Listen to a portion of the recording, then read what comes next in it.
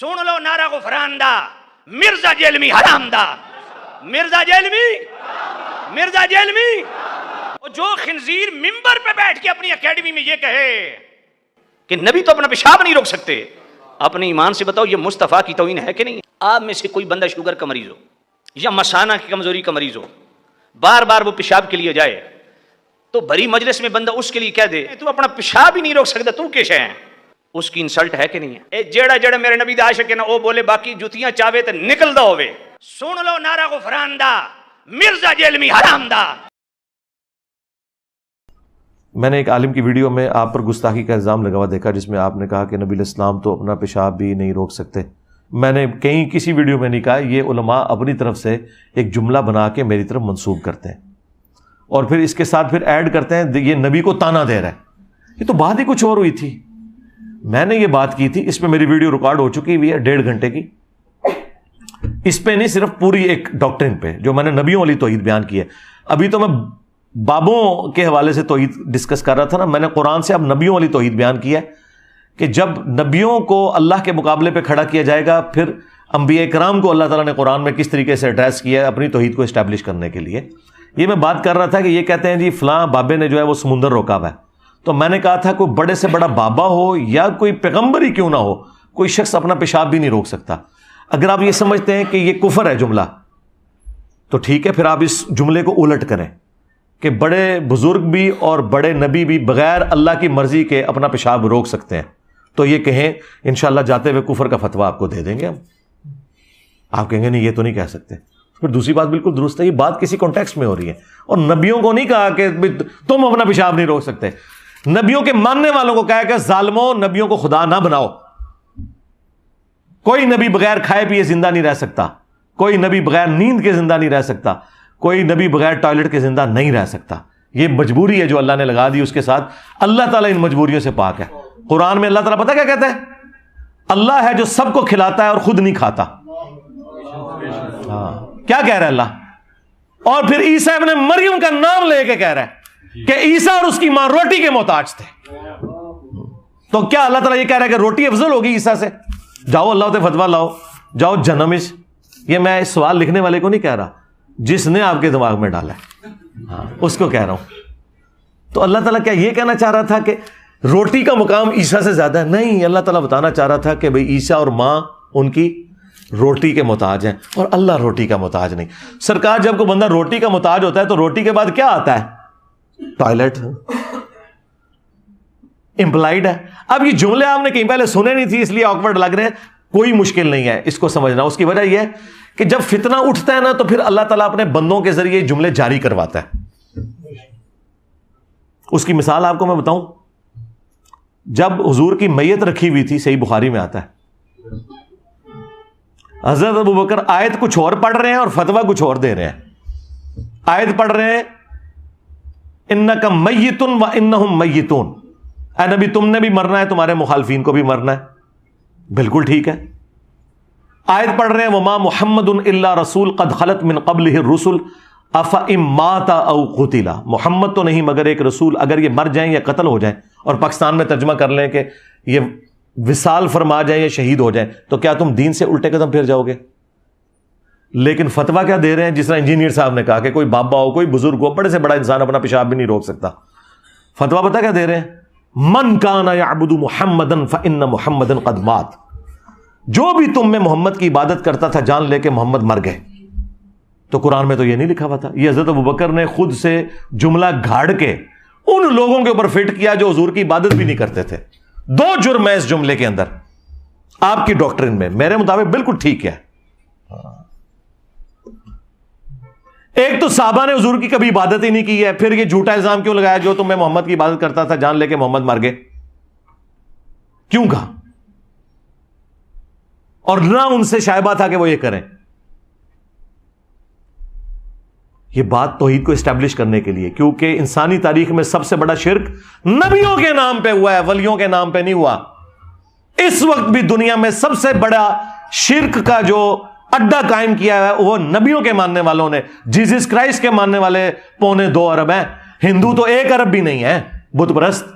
اس وقت بھی پلانٹ ارتھ پہ سب سے بڑا شرک کر رہے ہیں نبیوں کے ماننے والے۔ رسول اللہ نے بھی جیزس کرائسٹ بن جانا تھا اگر حضرت ابوبکر اس وقت وہ جملہ نہ بولتے. اب آپ پوچھیں جملہ آیا کہاں سے؟ جملہ آیا یہاں سے کہ حضرت ابوبکر کو پتا تھا کہ اگر حضور کی وفات کے بعد حضور کی شان میں کسی نے غلو کیا تو نبی علیہ السلام بھی جیزس کرائسٹ بن جائیں گے. اور ان کے سامنے وہ حدیث تھی کہ دیکھنا میری شان کو اس طرح بلند نہ کرنا جس طرح نصارہ نے اپنے پیغمبر کو بڑھا دیا. صحیح بخاری کی حدیث، میں اللہ کا بندہ اور اس کا رسول ہوں. حالانکہ اس میں بھی یہ نہیں تھا کہ جو محمد کی عبادت کرتا ہے وہ جان لے کہ محمد مر چکے. ہاں، یہ تو قرآن میں کہیں نہیں آیا کہ جو عیسیٰ کی عبادت کرتا ہے وہ جان لے عیسیٰ مر چکے. لیکن اس سے سخت جملہ آیا، لقد کفر الذین قالوا ان اللہ هو المسیح ابن مریم. بے شک وہ لوگ کھلا کفر کر رہے ہیں جو یہ کہہ رہے ہیں کہ عیسیٰ ابن مریم ہی اللہ ہے. فمن یملک من اللہ شیئا، بابد شیء کوئی نہیں. ہاں، یہ شیء عربی میں بھی استعمال ہوتا ہے. اللہ کا کوئی کیا بگاڑ لے گا اگر اللہ ارادہ کرے کہ ہلاک کر دے عیسیٰ ابن مریم کو، ان کی ماں کو، ومن فی الارض جمیعا، اور سارے زمین میں جتنے سارے پیغمبر، سارے زمین میں سارے. ہائے ہائے ہائے، کہنے کتنے لکھا ہے؟ لکھے ہے سرکار سورۃ المائدہ آیت نمبر 17. اللہ کا کیا بگاڑ لے گا اگر اللہ، عیسیٰ، اس کی ماں اور جتنے زمین میں سارے بابے، سارے پیغمبر، ان کو ہلاک کر دے. کیا سے سخت الفاظ ہیں. اللہ کا کوئی کیا بگاڑ لے گا. اب یہ غصہ نکل رہا ہے کرسچنز کے اوپر. یہ حضرت عیسیٰ کو نہیں میڑا مار رہا اللہ تعالیٰ کہ اللہ تعالیٰ تنو مار دے پھر تو کیا کرے گا عیسیٰ. ایک کولو بنا دے جو جملے. لیکن جب توحید آئے گی سرکار، پھر توحید اسی طرح. وہ ہمارے استاد مولانا اسحاق صاحب کیا پیارا جملہ پنجابی میں بولتے تھے. وہ کہتے ہیں اوے پائی جدو توحید بیان ہوئے گی تو نبیوں کی گستاخی آپ پہ ہی ہو جائے گی. اچھا، مراد یہ کہ تم جو گستاخی سمجھتے ہو. ہاں، یہ نہیں ہے کہ بھئی گستاخی کرنا ہے. اچھا، یہ بھی جملہ میرا کسی نے آدھا کاٹ کے نا یہ کہا کہ جی نہیں کہنا جی اس کا تو مطلب ہے گستاخی کی جائے، اور لانتی ہو پوری گل نہ چک دے.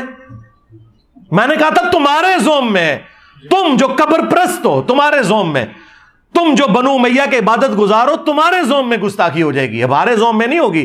ہمارے نزدیک تو حضرت ابوبکر نے یہ جو فرضی جملہ بولا جو نہ قرآن میں تھا نہ حدیث میں تھا، جس طرح انجینئر صاحب فرضی جملے بولتے ہیں، حضرت ابوبکر نے بھی بول دیا کہ جو محمد کی عبادت کرتا ہے جان لے محمد مر چکے. تو حضرت ابوبکر پہ کوئی فتویٰ نہیں لگتا. اور دیکھیں کیسا ڈکا پھر حضرت ابوبکر نے لایا اس ٹائم. ایسا ڈکا لایا کہ میں حدیث بخاری میں کم از کم 4 جگہ حدیث آئی ہے بار بار بیان کر کے. دیکھیں کسی بریلوی کی جرت نہیں ہو رہی. میں نے بریلویوں کو کہا تسی ابوبکر کر دو، ابوبکر کا خطبہ سناؤ. یہ انہوں نے گاٹے فٹ کر دیتا ہے. تو بھائی جب بھی گمراہی آئے گی نا، پھر ابوبکر صدیق کے طرز کے اوپر کوئی ابوبکر کا غلام بھی پیدا ہوگا جو کہے گا تو کہنا ہے عبداللہ شاہ غازی نے سمندر روکیا ہے، اور کوئی بابا اپنا پیشاب بھی نہیں روک سکتا، بابا تے چھڑ دو. کوئی دنیا کا بڑے سے بڑا انسان اپنا پیشاب نہیں روک سکتا. اور یہ قرآن میں لکھا ہے کہ اللہ تعالیٰ کھانے کا محتاج نہیں ہے، وہ خود نہیں کھاتا، سب کو وہ کھلاتا ہے. اور اس سے بڑھ کر عیسیٰ ان کی ماں روٹی کھانے کے محتاج تھے. تو جو روٹی کا محتاج ہو وہ ٹائلٹ کا بھی محتاج ہے، وہ نیند کا بھی محتاج ہے. یہ ساری چیزیں جڑی ہوئی ہیں. آگے ساری کورالریز ہیں. یہ کہتے ہیں نہیں جی روٹی تے لکھے آگے کتے لکھے ہے تے اگے تے سرکار جو کچھ آپ اللہ کے بارے میں کہتے ہو، زمین اللہ نے بنائی، چاند اللہ نے بنایا، 50 گلاں گنوا دو، یہ بھی تے قرآن دی کو نہیں لکھیاں. اجمالا نہیں لکھا ہوا ہے نا کہ زمین و آسمان میں جو کچھ ہے وہ اللہ نے بنایا. آگے یہ طارق جمیل صاحب خود سے بیان کرتے ہیں نا، تو اسی کو تو شرع کہا جاتا ہے. اور قرآن میں یہ کہاں لکھا ہے سورۃ الاعراف آیت نمبر 188، اے نبی نہ تم اپنے نفع کے مالک ہو نہ نقصان کے مالک ہو. اب نبی کے لیے جو نفع ہیں وہ ذرا گننے شروع کریں. نبی کے لیے نفع ہے آکسیجن، اس کے مالک نبی نہیں ہو سکتے. اور یہ اگر ہمارے نبی ہیں تو باقی نبی تو پھر آپ چھوڑ دیں. اے نبی تم نہ کسی نفع کے مالک ہو اپنی جان کے حق میں. اور یہ بھی نہیں کہا، وہ کہتے ہیں اللہ کہہ سکتا ہے، تسی نہیں کہہ سکتے. سرکار ابوبکر اللہ تے نہیں ہے. ہائے ہائے ہائے ہائے، اللہ کہہ سکتا ہے تسی نہیں کہہ سکتے. اوے میں تو میری داڑھ تھلے آ گیا. حضرت ابوبکر اللہ تے نہیں ہے، نہ حضرت ابوبکر جو ہے وہ رسول اللہ ہے. ظالموں، ابوبکر کوئی اللہ ہے؟ ابوبکر کوئی رسول اللہ ہے جو کہہ رہے من کان یعبد محمدا فإن محمدا قد مات؟ نہیں. تمہارے سارے میں نے وسوسے ختم کر دیے. اسی تو بند گلی میں داخل ہو چکے ہو تم لوگ. کہتے کیا کریے، کتنے سٹیا سانو. پہلے تو کہتے اتنے سٹے سے پانی نہیں ملتا، میں انہوں نے اتنے سٹیا جتنے آکسیجن بھی نہیں مل رہی. آکسیجن بھی بند ہو گئی ہے، حالانکہ آکسیجن تے جیل خانے دے تہ خانے بھی پہنچ جاندی ہے. تو وہ ہم سارے نفع گنوائیں گے. اور وہ سارے نقصان گنوائیں گے، تو وہ ساری کی ساری چیزیں آ جائیں گی. اس میں نیند بھی آئے گی، اس میں کھانا پینا بھی، اس میں ٹوائلٹ بھی آئے گا، اس میں گردوں کا چلنا بھی آئے گا، اس میں دل کا دھڑکنا بھی آئے گا. رسول اللہ بار بار نہیں کہا کرتے تھے قسم ہے اس ذات کی جس کے قبضے قدرت میں میری جان ہے؟ یہ کیوں کہتے تھے؟ تو رسول اللہ کی اپنی جان اپنے قبضے قدرت میں نہیں تھی. اب میں اگر یہ کہوں کہ کوئی نبی جو ہے وہ اپنی جان کا بھی مالک نہیں ہے تو اسی کہہ دو کہ یہ گستاخی کر دیتی ہے. ظالموں تمہیں توحید کسی نے بتائی نہیں ہے. میری بڑی عرصے سے خواہش تھی کہ میں مرنے سے پہلے نبیوں والی توحید بیان کر کے جاؤں جو اللہ تعالیٰ نے نبیوں کو سکھائی ہے، اور نبیوں کی وہ توحید قرآن میں رپورٹ ہوئی ہے. لیکن میں ریلیکٹنٹ رہتا تھا، ہمیشہ بابے بیچ میں ڈالتا ہوتا تھا. کیا زیادہ کوئی چھلانگ مار لی تو میں کہتا تھا یا علی مدد نہ کہو. لیکن اللہ کے فضل سے یہ انہوں نے پروپیگنڈا اکٹھا کیا. میں نے پوری 1.5 گھنٹے کی ایک ویڈیو ریکارڈ کروا دی ہے، بس اس کے حوالے اینڈ پہ پہنچے میں. اگلے ویک وہ ویڈیو آ رہی ہے. انبیاء کے نام پر شرک، شیطانی توحید، شیطانی بابوں کا فتنہ، یہ اس کا ٹائٹل ہے. شیطانی توحید، یہ شیطانی توحید ہے کہ جس میں آپ کو خدا کا تعارف ہی نہ کروایا جائے. چاند اللہ نے بنایا، سورج اللہ نے بنایا. اوے اللہ جو بندے ہوتے تے سارے کہندے نے ہاں ذرا کہ وہ نہ کہ بابا دبیا ہوا ہے یہ کچھ نہیں کر سکتا، یہ اپنا پیشاب نہیں روک سکتا، تسی کہہ رہے انہیں سمندر روکیا ہے. ہاں تو پتہ لگ جائے گا کنی کی توحید تہاڈی چنگی لگتی انہوں نے.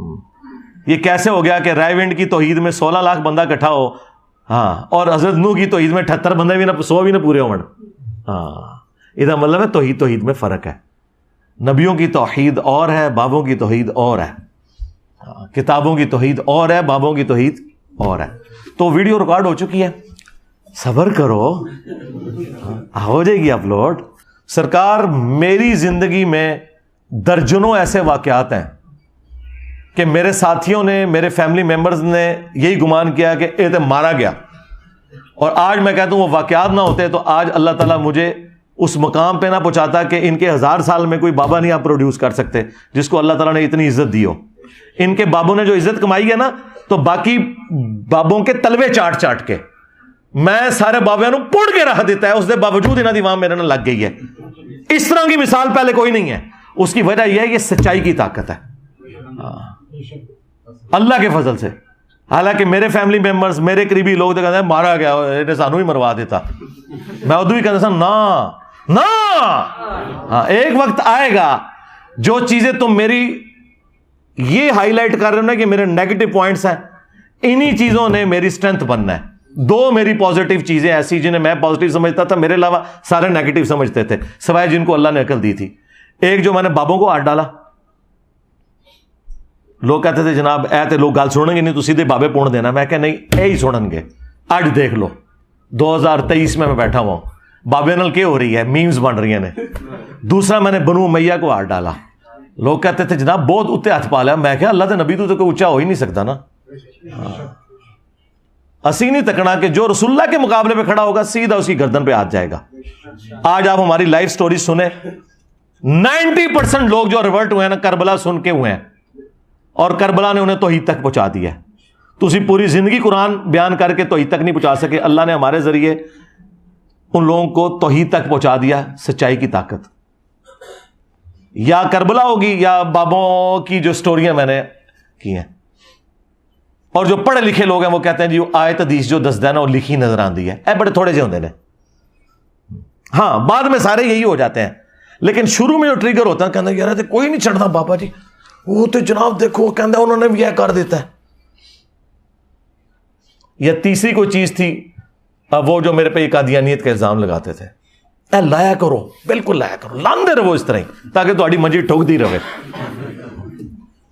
کیونکہ جب یہ قادیانی کا الزام لگایا تو میں پھر چشتی رسول اللہ، اشری رسول اللہ، ایسا میں کھرچیا ہے، ایسا کھرچیا ہے کہ میں 4 سٹیج کینسر بنا چھڑیا ہے زخم. ہوں سارے آگے کہہ رہے نہیں نہیں نہیں انجینئر صاحب ہم پہ ویسے الزام لگا دیں. اوے وہ بریلوی جو پوری دنیا کو گستاخ رسول کہتے تھے آج انجینئر صاحب سے کہہ رہے ہیں جناب اسی گستاخ رسول نہیں، مجھ سے بھیک مانگ رہے ہیں. ان کو آپ نے اس ڈیفینسو موڈ میں دیکھا تھا؟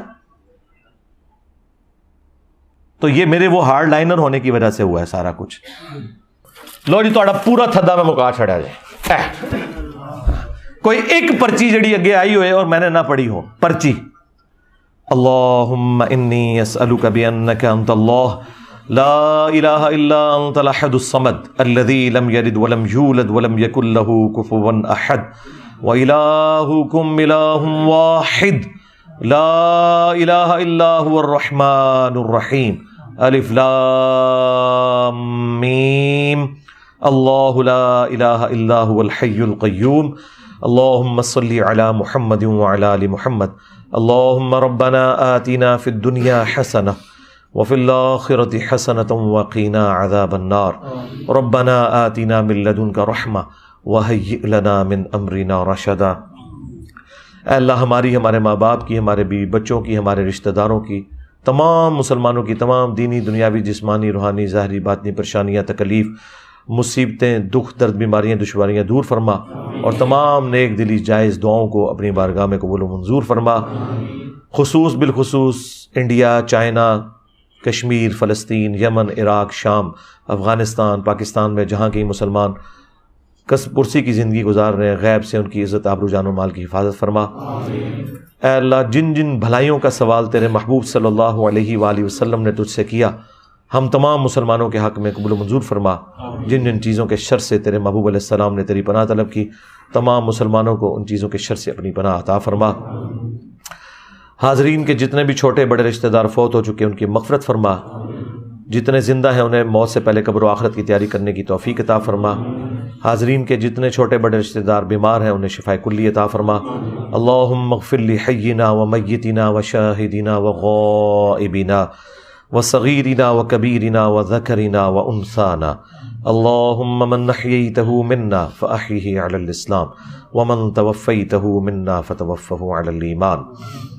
ربنا آتنا فی الدنیا حسنہ وفی الآخرة حسنة وقنا عذاب النار ربنا آتنا من لدنك رحمة وهيئ لنا من أمرنا رشدا لا إله إلا أنت سبحانك إني كنت من الظالمين اللهم أحسن عاقبتنا في الأمور كلها وأجرنا من خزي الدنيا وعذاب الآخرة سبحان ربك رب العزة عما يصفون وسلام على المرسلين والحمد لله رب العالمين وصلى الله على النبي الكريم وعلى آله وأصحابه أجمعين إلى يوم الدين آمين۔